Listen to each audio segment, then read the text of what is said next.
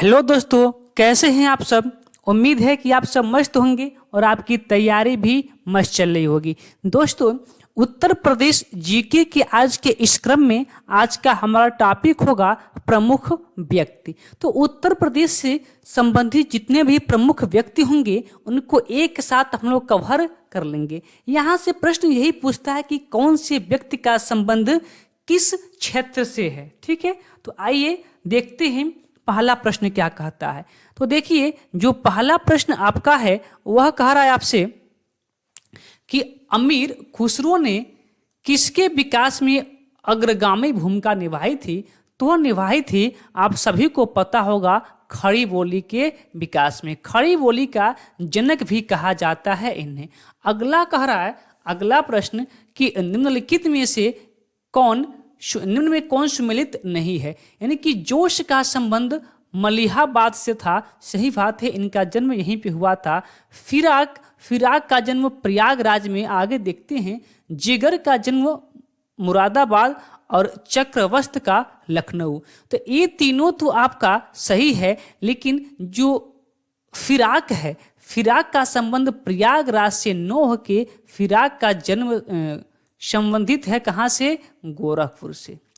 ठीक है, गोरखपुर से। ऑप्शन नंबर सी आपका, बी आपका सुमेलित नहीं है। अगला प्रश्न देखिए, कह रहा है कि अमीर खुसरो का जन्म कहाँ हुआ था। तो ये तो बात सबको पता है कि अमीर खुसरो का जन्म कासगंज के पटियाली में हुआ था। ठीक है, पटियाली में हुआ था। आप बताएंगे सन, किस सन में हुआ था। ठीक है, किस सन में इनका जन्म हुआ था। चलिए अगला प्रश्न, कह रहा है कि निम्न में कौन सुमेलित नहीं है। ध्यान दीजिए, कौन सुमेलित नहीं है। कह रहा है कि अमीर खुसरो अलाउद्दीन खिलजी के दरबार में थे। सही बात है, थे।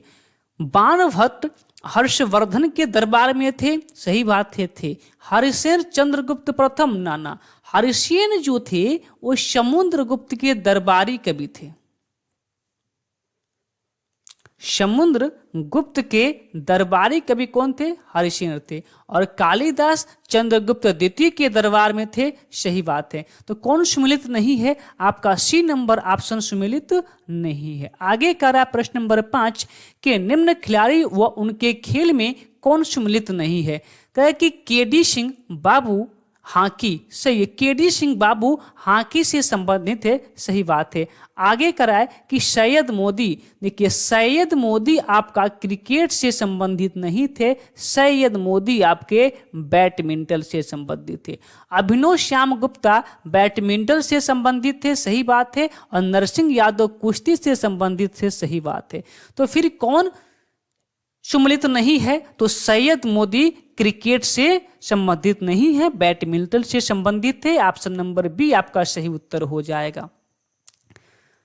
अगला प्रश्न कर रहा है कि निम्न युग्मों में कौन सुमेलित नहीं है। कह रहा है कि टोडरमल सीतापुर। यानी कि टोडरमल का जन्म सीतापुर में हुआ था। सही बात है, सीतापुर डिस्ट्रिक्ट में ही टोडरमल का जन्म हुआ था। फिर आगे कह रहा है कि अबुल फजल, यानी कि अबुल फजल का जन्म आगरा में हुआ था। सही बात है, अबुल फजल का जन्म आगरा में हुआ था। कह रहा है कि बीरबल का जन्म कन्नौज। यही बात गलत है, बीरबल का जन्म कन्नौज में नहीं हुआ था। बीरबल का जन्म कहाँ हुआ था? तो जालौन के कालपी में हुआ था इनका जन्म। ठीक है। और जियाउद्दीन बरने बुलंदशहर। सही बात है। तो कौन सुमेलित नहीं है? ऑप्शन नंबर सी, बीरबल का जन्म कन्नौज में नहीं, जालौन के कालपी में। ठीक है।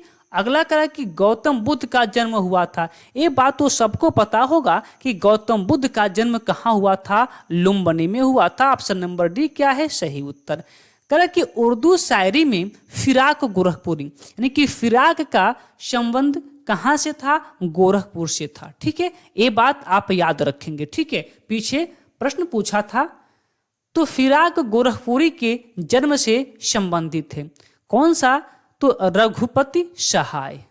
रघुपति सहाय इनके जन्म से क्या है? संबंधित है। उर्दू शायर में फिराक गोरखपुरी के जन्म से संबंध कहाँ से है, किससे है? तो रघुपति सराय से है। ऑप्शन नंबर डी आपका सही उत्तर हो जाएगा। आगे कराए कि निम्न युग्मों में कौन सही नहीं है? कह रहा है कि चंद्रवरदाई पृथ्वी राजरासो, सही बात है, चंद्रवरदाई ने ही पृथ्वी राजरासो की रचना किया था। कह रहा है कि अबुर रहमान हमीर रासो नरपत नाल्हा बिशल देवरासो, सही बात है, नरपत नाल्हा ने ही बिशल देवरासो की रचना किया था।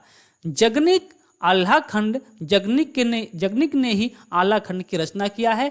आपका कौन सम्मिलित नहीं है? तो अबुल रहमान हमीर रासो की रचना नहीं किया था। आप बताएंगे कि अबुर रहमान किसकी रचना किया था। ठीक है, ये प्रश्न आपका है, आप हमें बताएंगे। अगला प्रश्न कर है कि सिंहासन बतीसी के रचनाकर हैं। सिंहासन बतीसी के जो रचनाकर हैं वो आपके हैं लल्लू लाल। ऑप्शन नंबर बी आपका सही उत्तर हो जाएगा।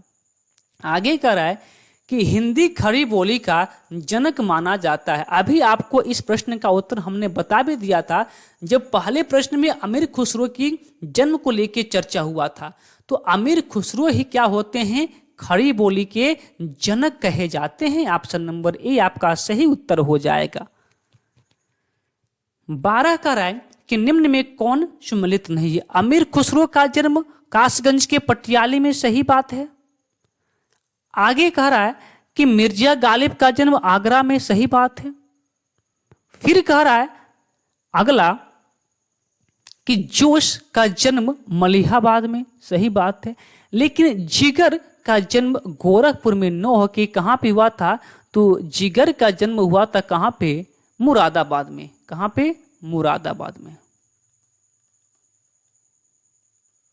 ठीक है, मुरादाबाद में। ऑप्शन नंबर डी आपका सुमेलित नहीं है। अगला प्रश्न कह रहा है, अब देखिए यहां पे आपका कुछ सूची दी गई है जिसको मिलान करना है। एक साइड लेखक हैं और एक साइड क्या है? उनकी रचनाएं हैं। और नीचे आपका क्या दिया है? कोट दिया है। ठीक है, यहाँ पे आपका कोट दिया है, इसको मिलाना है। ठीक है, चलिए मिलाते हैं। ठीक है, देखिए आपको कुछ नहीं पता है पर इतना जरूर पता होगा कि कंकाल किसकी रचना है। कंकाल तितली और इरावती किसकी रचना है? तो जयशंकर प्रसाद का। यानी कि डी का 2 देख लीजिए कहाँ दिया है। डी का 2 मात्र एक ही ऑप्शन में दिया है। डी का 2 कौन? ऑप्शन नंबर बी में आप मार के आ जाएंगे। ठीक है, पर मिला लीजिए पूरा। देखिए ध्रुव स्वामिनी किसकी रचना है? तो आपको पता है कि ध्रुव स्वामिनी आपका जयशंकर प्रसाद की रचना है। ऑप्शन नंबर तीसरा इसका सही हो जाएगा। फिर कौन? प्रताप नारायण मिश्र हठी हमीर। प्रताप नारायण मिश्र हठी हमीर। ठीक है, आगे बच गया जैनेन्द्र कुमार, तो इनका हो जाएगा सुनीता। ऑप्शन नंबर बी आपका सही उत्तर हो जाएगा। आगे फिर से देखिए, करे कि कौन सम्मिलित नहीं है। करे कि अमीर खुसरो का जन्म कहाँ पे? पटियाली। मिर्जा गालिब का जन्म आगरा, सही बात है। जोश का मलिहाबादी, सही बात है। राम प्रसाद बिस्मिल प्रयागराज। देखिए राम प्रसाद बिस्मिल प्रयागराज गलत है। प्रयागराज में इनका जन्म नहीं हुआ था। इनका जन्म हुआ था कहाँ पे? शाहजहांपुर में। कहाँ पे?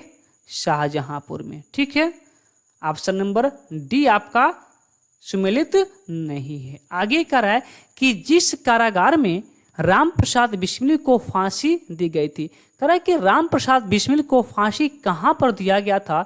ये सबको पता है कि राम प्रसाद बिस्मिल को फांसी दिया गया था गोरखपुर की जेल में। ऑप्शन नंबर सी आपका सही उत्तर हो जाएगा। अगला कह रहा है कि बुद्ध ने अपने जीवन की अंतिम वर्षा ऋतु कहाँ पर बिताई थी?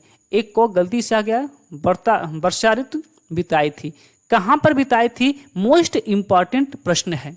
ठीक है, अंतिम वर्षा ऋतु कहाँ पे बिताई थी? तो वैशाली में बिताई थी। वैशाली में, हाँ सर वैशाली में बिताई थी। एक बार इस प्रश्न को आप देख भी लेंगे। ठीक है, मेरे अनुसार वैशाली में बिताई थी, पर एक बार आप लोग देख लेंगे। सबसे अधिक उपदेश दिए थे श्रावस्ती में, और सारनाथ में तो इनको वो हुआ था, कुशीनगर में इनका तो निर्वाण प्राप्त हुआ था। ठीक है, सारनाथ में ज्ञान की प्राप्ति हो गई और कुशीनगर में निर्वाण। वैशाली होना चाहिए मेरे अनुसार, पर आप एक बार देख लेंगे इस प्रश्न का उत्तर। चलिए अगले प्रश्न की ओर चलते हैं। क्या कर रहा है कि राष्ट्र कवि मैथिली शरण गुप्त का जन्म हुआ था। मैथिली शरण गुप्त का जन्म हुआ था झांसी में, और सन आप हमें कमेंट करके बताएंगे। करेक्ट कि हरिवंश राय बच्चन अपने किस काव्य संग्रह के लिए प्रसिद्ध हैं? तो वो इनकी मोस्ट रचना है हरिवंश राय बच्चन जी का, जिसका नाम है मधुशाला। ऑप्शन नंबर डी आपका सही उत्तर हो जाएगा। अगला प्रश्न करा कि प्रसिद्ध कहानीकार उपन्यासकार धनपत राय के निम्न में से किस नाम से जाना जाता है? धनपत राय को और किस नाम से जाना जाता है? तो जो मुंशी प्रेमचंद्र जी हैं, मुंशी प्रेमचंद्र जी, इन्हीं को कहा जाता है धनपत राय। ऑप्शन नंबर सी आपका सही उत्तर हो जाएगा। आगे कराए कि सूफी कवि अमीर खुसरो का जन्म हुआ था, तो प्रश्न रिपीट हो गया, कासगंज के पटियाले में हुआ था, सबको पता है। अगला करा कि निम्न में से किस संत को वाल्मीकि का अवतार माना जाता है? तो जो गोस्वामी तुलसीदास जी हैं, जो तुलसीदास जी हैं, इनको वाल्मीकि का अवतार माना जाता है। बात क्लियर? तो ध्यान देंगे, जो गोस्वामी तुलसीदास हैं, इनकी आप एक रचना का नाम हमें जरूर बताएंगे, और इनका जन्म कहाँ हुआ था ये भी बात आप हमें जरूर बताएंगे। चलिए हम चलते हैं अगले प्रश्न। प्रश्न यही था, मात्र आपका 21 ही प्रश्न था। तो चलिए आज के प्रश्न को, 21वें प्रश्न को अच्छे से हम लोग पढ़े, समझे और जाने। तो चलिए फिर आज की क्लास को यहीं पे रोक देते हैं, फिर मिलते हैं अपने 8 बजे वाली क्लास में, अर्थात यूपी पुलिस की जो सामान्य अध्ययन का प्रैक्टिस सेट है उसके साथ। तो चलिए आज के लिए बस इतना ही, फिर मिलते हैं अगले क्लास में, तब तक के लिए धन्यवाद।